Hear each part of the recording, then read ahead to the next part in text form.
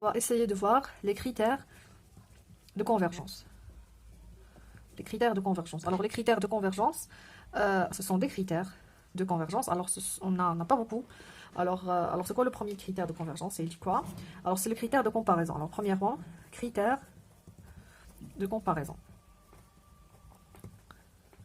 Alors, le critère de comparaison, il dit quoi? Sont appliqués lorsque f et g, deux fonctions localement intégrables, par exemple, si le problème de convergence sont p, de AP dans R+.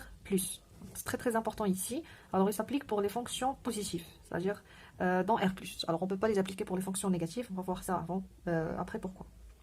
Alors, le critère de convergence, il dit, alors, si f et g sont deux fonctions toujours localement intégrables, alors, critère de comparaison, il dit quoi? Si f inférieur est égal à g, alors, si l'intégrale de g de AB est convergent, alors l'intégrale de f sur AB est aussi convergent. Bon, c'est-à-dire si ça converge, alors celui-là aussi il converge. Alors on peut le voir très très très simplement. Dans la théorie suivante. Attends. Et si f est divergent, alors ça aussi diverge.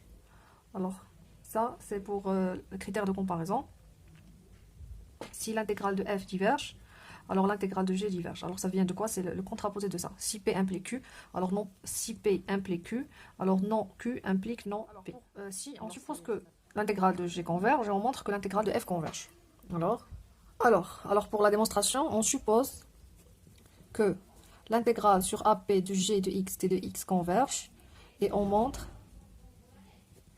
que l'intégrale sur AP de F de X T de X converge. Alors pour ça, pour qu'elle soit convergente, les critères qu'on a c'est très peu.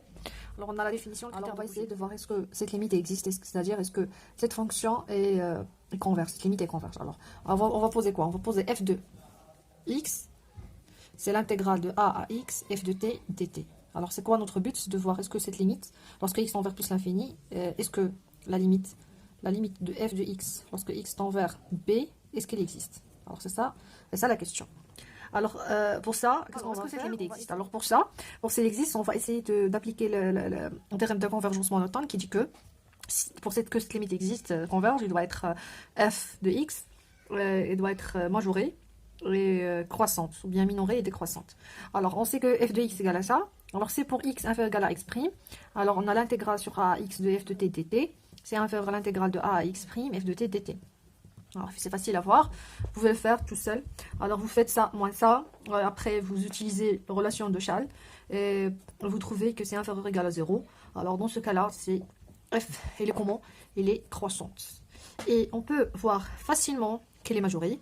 Pourquoi? Parce que pour toutes x appartiennent à P, comme ça. Alors, on a quoi? On a l'intégrale de a à x f de t dt, c'est-à-dire f de x, c'est f de x de nous. C'est inférieur égal à l'intégrale de a à x g de t dt. C'est inférieur à l'intégrale sur a à p de g de t dt.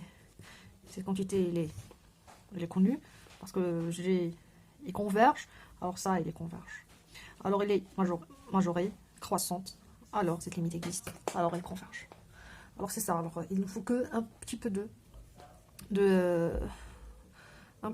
tension. Alors, de manière générale, si f inférieur ou égal à g, et g, il est positif, alors l'intégrale de g converge implique l'intégrale de f converge. L'intégrale de f diverge implique l'intégrale de g diverge.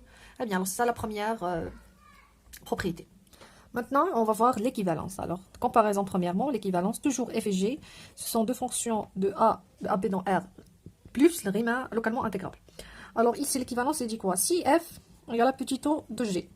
Ça veut dire quoi? Ça veut dire que la limite de f de x sur g de x, lorsque x tend vers p, parce qu'on problème convergent p, égale à 0. Alors si ça, alors on peut dire que l'intégrale de g converge implique l'intégrale de f converge, toujours sur AP. Alors pour la preuve, c'est facile. Alors on va essayer d'utiliser le fait que cette limite égale à 0, c'est-à-dire pour tout epsilon existe alpha tel que... Alors preuve, pour tout epsilon existe un certain alpha tel que la valeur... Alors ici, pour tout epsilon existe un certain alpha tel que pour tout x, on a la valeur absolue de f de x inférieure à epsilon g de x. parce qu'on a f sur g égale à 0, c'est-à-dire f tend vers 0, f tend vers g lorsque x tend vers b.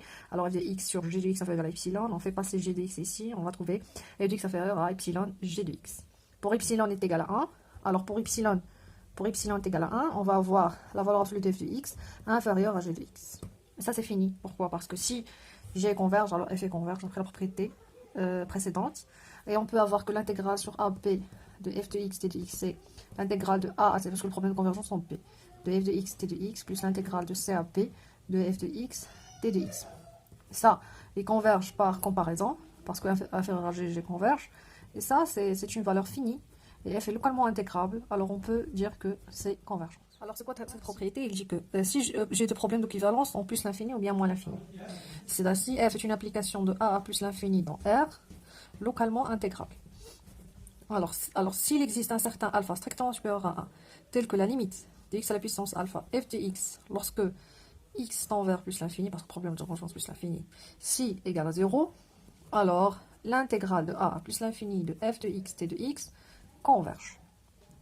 Et si il existe un certain alpha inférieur ou égal à 1, tel que la limite x à la puissance alpha, c'est le contraire de ça, f de x, lorsque x tend vers b, égale à plus l'infini, ou bien égal à L, tel que L égale à plus l'infini, ou bien différent de 0, alors on peut dire que l'intégrale de f de x, t de x, de a à plus l'infini, comment il est? Il est divergent.